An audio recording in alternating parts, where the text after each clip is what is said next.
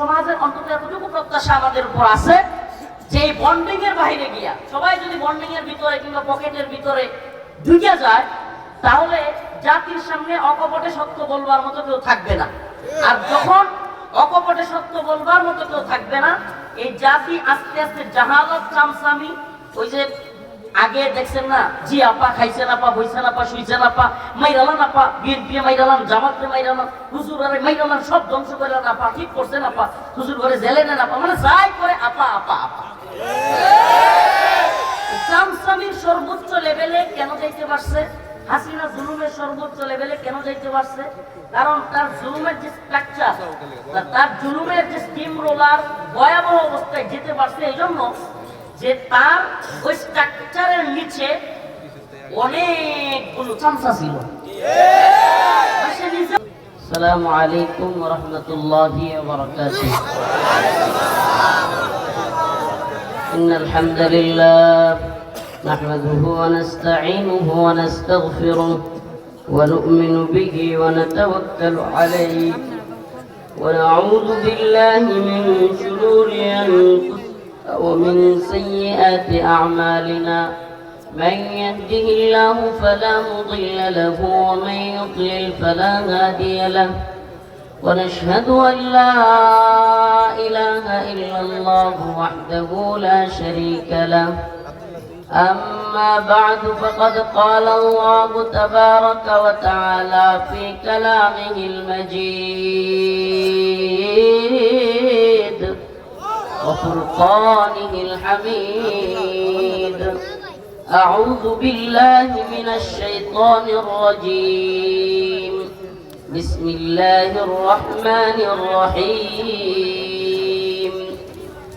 إذا زلزلت الأرض زلزالها وأخرجت الأرض أثقالها وقال الإنسان ما لها يومئذ تحدث أخبارها بأن ربك أوحى لها يومئذ يصدر الناس أشتاتا ليروا أعمالهم فمن يعمل مثقال ذرة خيرا يره ومن يعمل مثقال ذرة شرا يره. صدق الله مولانا العظيم.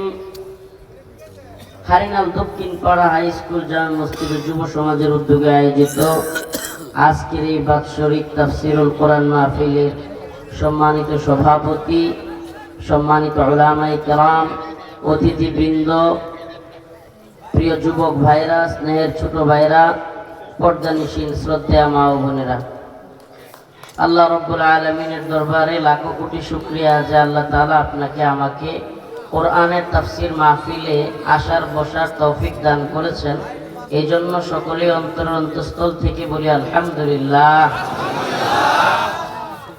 আসলে ভাই আমি অসুস্থ, শুধু অসুস্থ বললে ভুল হবে, অনেক বেশি শরীর ভালোই না একবারে। এই জন্য রনি ভাইকে বলতেছিলাম যে ভাই একটু ছেড়ে দেন মাইকটা, আমি অল্প কথা বলে তারপরে শুয়ে যাই। মানে অবস্থা এতটাই খারাপ শরীরের যে আসলে মঞ্চে আসতে পারবো কিনা একবার এটাও বুঝতেছিলাম না। তো এই জন্য আপনাদের প্রতি আমার রিকোয়েস্ট, আমার খুব মহাব্বতের একজন ভাই, উনি আমাকে দাওয়াত করছেন, হ্যাঁ, আহমেদ সাদিক ভাই, আপনাদের এলাকার ছেলে, এবং মুবাশশির ভাই, যিনি ছাত্র আন্দোলনে আমাদের আন্দোলনের সহযোদ্ধা, হ্যাঁ, 2024 সালের যে আন্দোলন সেখানে তার অগ্রণী ভূমিকা ছিল। আমরা জানতাম না, আল্লাহ তাআলাই ভালো জানতেন যে যদি সেই জালেম টিকে যাইত, আল্লাহ তাআলাই ভালো জানে আমাদের কি পরিণতি বা কোন অবস্থার দিকে আমরা যাইতাম। তো যাই হোক, আমি আপনাদের সামনে সূরাতুল জিলজাল তিলাওয়াত করেছি। আবারও বলছি, শেষ দিন, আখিরি আলোচনা। আমার খুব ইচ্ছা ছিল ভাই, বিশ্বাস করবেন কিনা, অনেক লম্বা সময় নিয়ে কথা বলা এবং আপনাদের প্রাণবন্ত আলোচনা করা। আসলে গ্রামের লক্ষ জনতার সামনে কথা বলা আর শহর লেভেলে কয়েক হাজার মানুষের সামনে কথা বলা, এটা লক্ষ জনতার চাইতেও শহরে বা বুঝমান মানুষ, ম্যাচিউর পার্সনদের সামনে কথা বলতে পারা, এটার ফায়দা আরও বেশি। সেই সুবাদে অনেক কথা বলবার ইচ্ছা ছিল। আমি ক্ষমা চেয়ে নিচ্ছি যে আমার শরীরের অসুস্থতার কারণে। মাহফিল আয়োজক কমিটি বা যারা আছে তারা জানে আমার পরিস্থিতি কেমন হয়েছিল। তো এই জন্য আমার কথা ছিল 8:30টায় বা ওই সময় দিবে, অনেক রাতও করে ফেলা হয়েছে। আজকে আমার কোনো প্রোগ্রামও নাই, রেস্টের দিন ছিল আজকে। তো যাই হোক, আমি আপনাদের সামনে সূরাতুল জিলজাল তিলাওয়াত করেছি। কিয়ামত সম্পর্কিত কিছু আলোচনা আমি আপনাদের সামনে করব। আল্লাহ রাব্বুল আলামিন এই সূরার মধ্যে কিয়ামতের আলোচনা করেছেন। আল্লাহ রাসূল সাল্লাল্লাহু আলাইহি ওয়াসাল্লামের একজন সাহাবী হযরত আব্দুল্লাহ ইবনে আমর রাদিয়াল্লাহু আনহু হতে বর্ণিত, তিনি বলেন যে একদা রাসূলুল্লাহ সাল্লাল্লাহু আলাইহি ওয়াসাল্লামের কাছে এক লোক আসলো, এসে বলতেছে, ইয়া রাসূলুল্লাহ, আমাকে কোরআন তিলাওয়াত শিখায়া দেন, কোরআন পাঠ শিখায়া দেন, এবং এটাও বলে দেন যে আমি কোন সূরা থেকে কোরআন তিলাওয়াত শুরু করব। আল্লাহ রাসূল সাল্লাল্লাহু আলাইহি ওয়াসাল্লাম বললেন, আলিফ লাম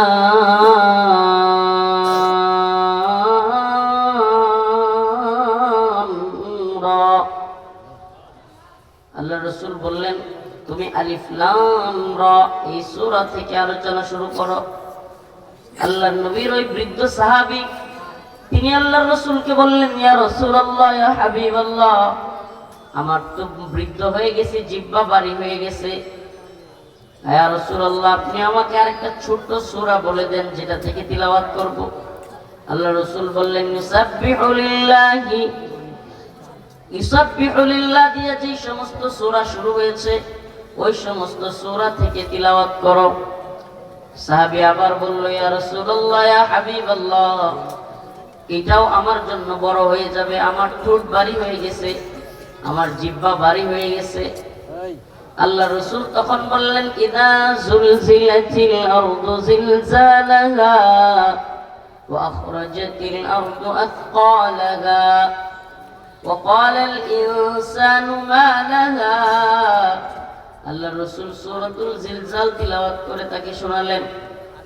ওই লোক যাওয়ার সময় বলতেছিল, আজকে থেকে মৃত্যুর আগ পর্যন্ত আমি এই সূরাতুল জিলজাল তিলাওয়াত করতেই থাকব। ওই লোক চলে যাওয়ার পর আল্লাহর রাসূল সাহাবায়ে কেরামদেরকে উদ্দেশ্য করে বললেন, ও আমার সাহাবারা, তোমরা জেনে রাখো, যদি এই লোক যা বলেছে মৃত্যুর আগ পর্যন্ত সূরাতুল জিলজাল তিলাওয়াত করবে, তাহলে তোমরা জেনে রাখো সে তার জীবনে সফল কাম হয়ে যাবে। মানে দেখেন, সাহাবায়ে কেরামের মধ্যে সবাই কিন্তু আলেম ছিলেন না, সবাই হাফেজ ছিলেন না, সবাই কারি ছিলেন না, কিন্তু যারা পারতেন না কোরআন তিলাওয়াত তারা শেখার চেষ্টা করতেন। কি করতেন? চরমভাবে শেখার চেষ্টা করতেন। এটাই প্রমাণ করে যে বৃদ্ধ বয়সেও কোরআন তিলাওয়াত শেখার একটা চেষ্টা করতেন। তো আমার আলোচনা যদিও এটা না, মূল আলোচনা কিয়ামত সম্পর্কে, কিয়ামতের বিভীষিকাময় পরিস্থিতি, কিয়ামতের আলামত এবং কিয়ামতের আগ মুহূর্তে পুরো পৃথিবীর অবস্থা। পৃথিবীতে এমন অনেক জিনিস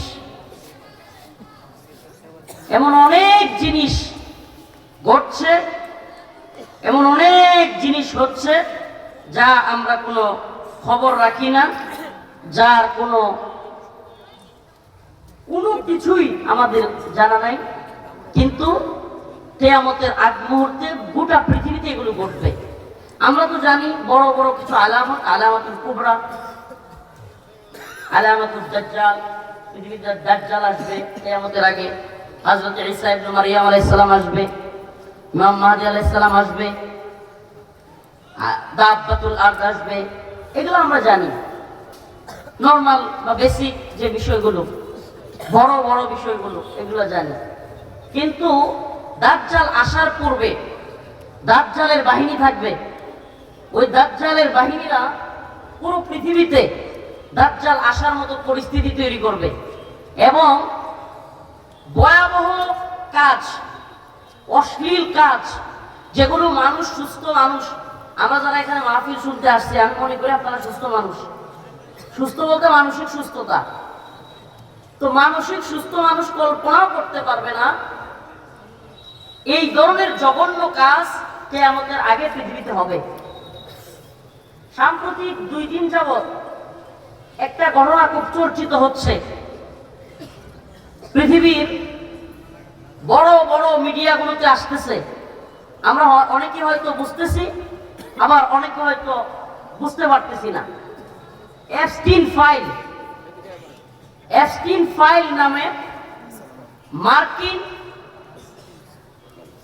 বিচার বিভাগ একটা নথি প্রকাশ করেছে। প্রিয় হাজিরিন, খুব গুরুত্বপূর্ণ কথা, শুনতে হবে, একটু মনোযোগ দিয়ে শুনতে হবে। আমি জানি না আমি কতটুকু আপনাদেরকে বুঝাইতে পারবো, কিন্তু এই উম্মাহকে সচেতনতার জন্য, এই জাতির সামনে এই বিষয়গুলো ক্লিয়ার করার জন্য, যদিও আমাদের উপরে অনেক থ্রেট আছে, এই কথাগুলো বলার কারণে, প্রকাশ করবার কারণে আমাদেরকে অনেক ভয়াবহ থ্রেট মোকাবেলা করতে হইতে পারে। আল্লাহ না করুক আমাদেরকেও ভ্যানিশ করে দেওয়া হইতে পারে, কিন্তু এতে আমাদের কোনো কিছু যায় আসে না। এই দুনিয়ায় আমরা থাকতে আসি নাই, এটা আমরা জানি এবং বিশ্বাস করি যে আমরা সকলেই আল্লাহর কাছে একদিন ফিরে যাব, আজ কিংবা কাল। অতএব এই দুনিয়ার কোনো ক্ষমতাসীনের ভয়ে কোনো কথা যদি কোনো আলেম, কোনো দায় গোপন করে, আল্লাহ পাকের কাছে সে ধরাশায়ী হইতে হবে। এটা পড়েন আয়াত, ইন্নাল্লাযীনা ইয়াকতুমুনা মা আনজালনা মিনাল কিতাব ওয়া ইয়াশতারুনা বিহি সামানান কালীলা উলাইকা ইয়ালআনুহুমুল্লাহু ওয়া ইয়ালআনুহুমুল লাঈনুন। যে আল্লাহ তাআলা জাতির সামনে প্রকাশ করতে বলছেন হক কথা, সত্য কথা। ইয়া আইয়ুহাল্লাযীনা আমানুত্তাকুল্লাহ ওয়া কুলু কাওলান সাদীদা। হে ঈমানদাররা, তোমরা আল্লাহকে ভয় করো। কাকে ভয় করব? আল্লাহকে ভয় করো এবং সঠিক সত্য কথা বলো। সুবহানাল্লাহ। তো সঠিক সত্য কথা বলবার দায়িত্বটা তো আমাদের, দায়ীদের।